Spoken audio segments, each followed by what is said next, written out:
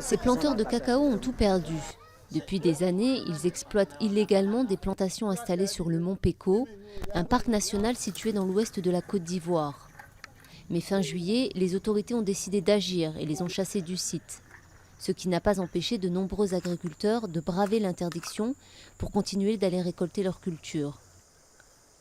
Il faut les sensibiliser, à les faire comprendre que la conservation des forêts, c'est dans leur intérêt et que sans la forêt, on ne peut pas avoir cacaoculture durable et que sans la forêt, il ne peut pas avoir la pluie et que l'échauffement climatique, ça dure du fait qu'on détruit la forêt.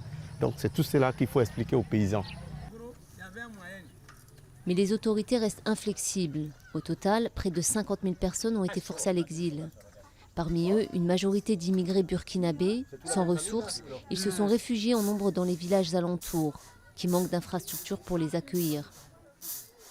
De 851 personnes, avec l'arrivée de nos frères du classé, nous sommes passés à 1289 personnes. Nous avons le problème de l'école. L'école est très petite pour répondre aux demandes de la population. Donc nous avons besoin d'une deuxième école.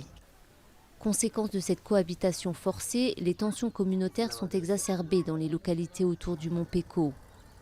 En attendant, le jeu du chat et de la souris continue entre les autorités et les planteurs de cacao, à leur risque et péril.